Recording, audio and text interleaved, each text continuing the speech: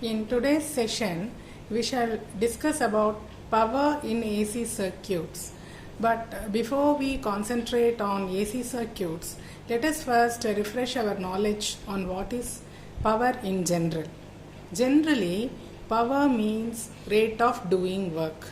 So, pertaining this power to electricity, we can say that electrical power is the amount of electrical energy that is consumed over a period of time. Thus, electrical power can be written as electrical energy consumed by time. Another way of expressing power is power is equal to V into I, where V is a voltage and I is a current, and the unit of power is watt. See, all these discussions that I have done now is the general meaning and understanding of power. Now, having known this, with this knowledge we will be studying power in AC circuits. Now let us transfer this knowledge and apply it to AC circuits. So, in order to discuss how power is used up in an alternating circuit or how energy is consumed in an alternating circuit, we will consider an inductive RLC circuit. An inductive RLC circuit is nothing but our ordinary RLC circuit where we have a resistor, an inductor and a capacitor connected in series across an alternating source of EMF. But we call it as inductive here because the voltage across the inductor will be greater than the voltage across the capacitor. Our consideration is such that the voltage across the inductor VL is greater than the voltage across the capacitor VC, and hence it is named as inductive RLC circuit. So today we are going to study how an alternating current that flows through this inductive RLC circuit is consumed by this circuit, and hence we will be studying the power in the AC circuits. Therefore, with reference to alternating current, in an alternating current circuit, how can we define power? Power in an AC circuit can be described as the amount of the electrical energy consumed by the AC circuit. And it is also given by the relation power P is equal to V into I. Same as this relation only, but here this is the power of the alternating current in an alternating circuit.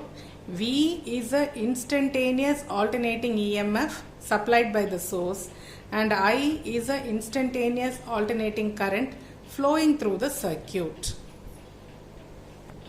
We know that the instantaneous voltage V is Vm sin omega t, where Vm is a peak value or the maximum value of the alternating EMF, and I is equal to Im sin omega t. Generally it is Im sin omega t, but here it is an inductive RLC circuit. So inductive means voltage leads the current. Therefore, there will be a phase difference between the voltage and the current.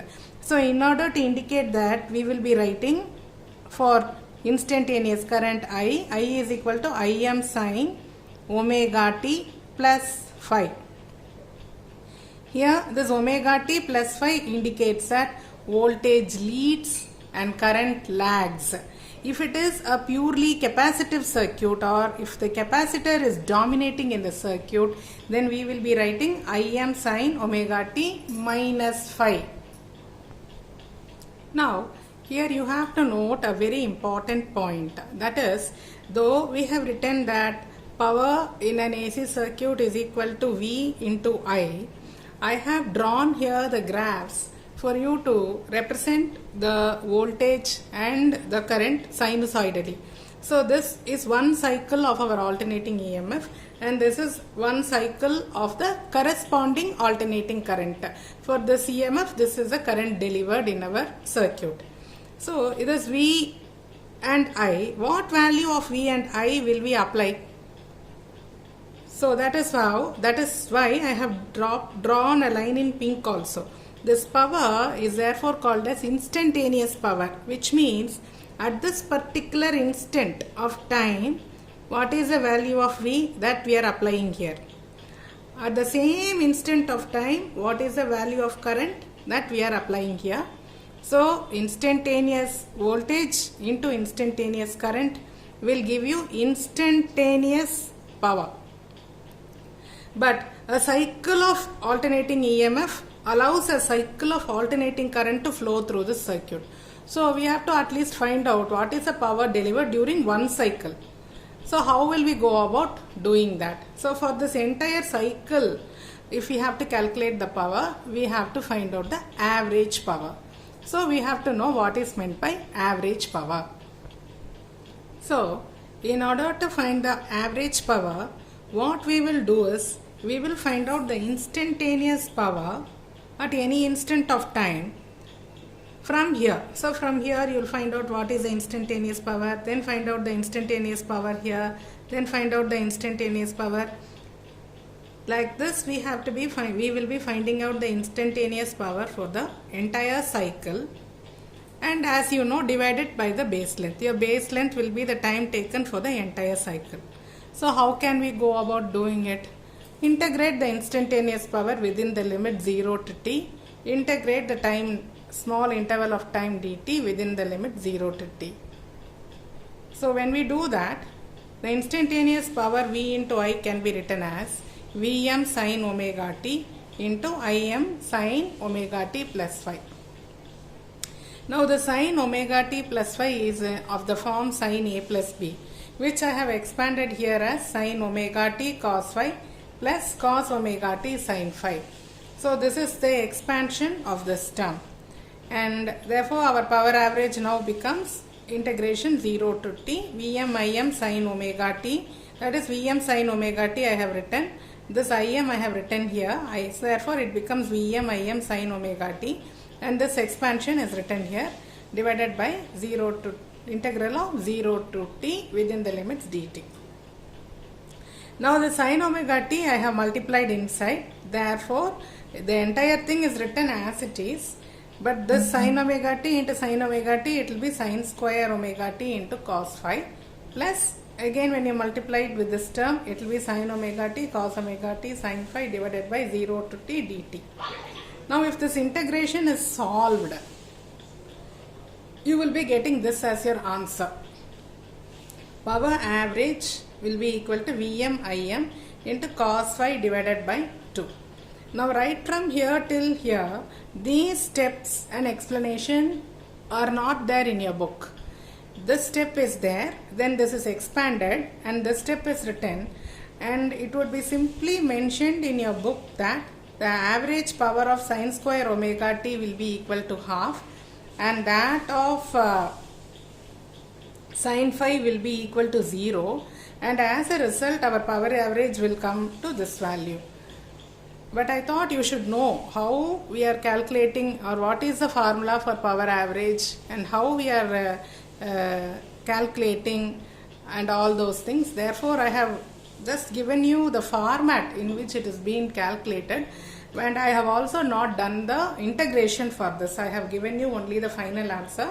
So if you integrate this, you will, and if you compute this integration, power average will work out to Vm Im cos phi by 2, where Vm, as we all know, is the maximum value of the alternating EMF, and Im is the maximum value of the alternating current.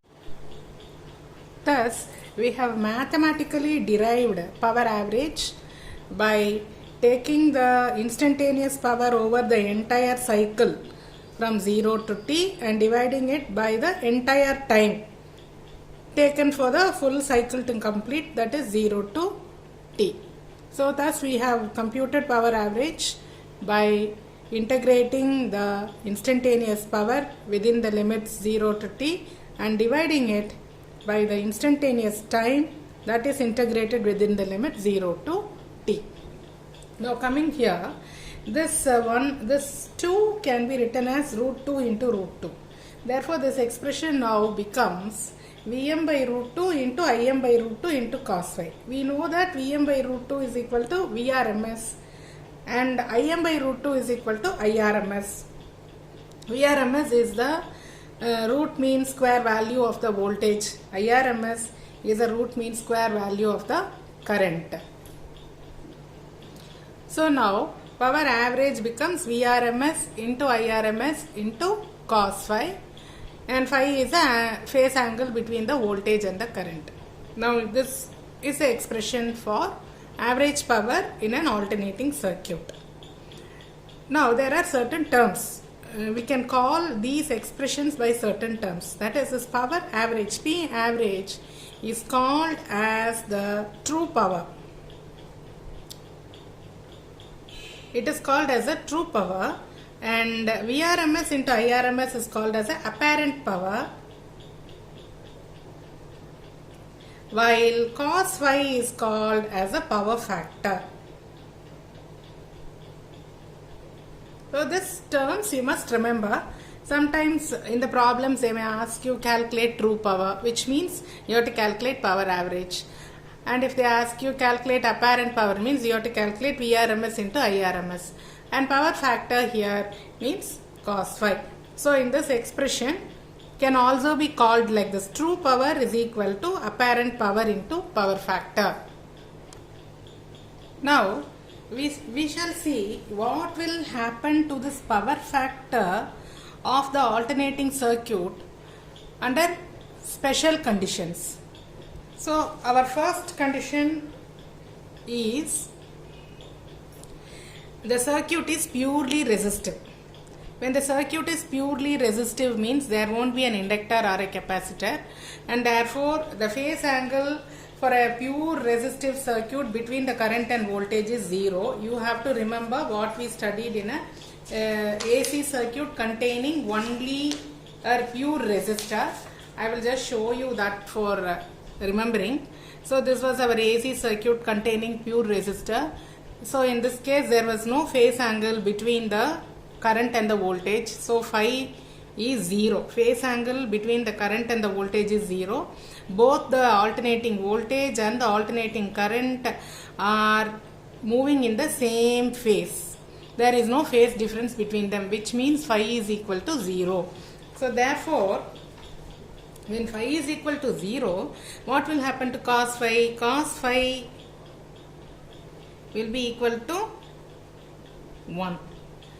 Therefore, for a pure resistive circuit, the power factor will simply be equal to, if you substitute, just a second, if you substitute this value, power average will be simply equal to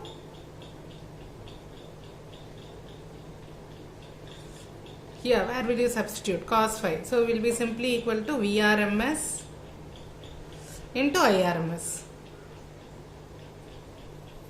So this will be the power in an AC circuit when the power factor is equal to 0.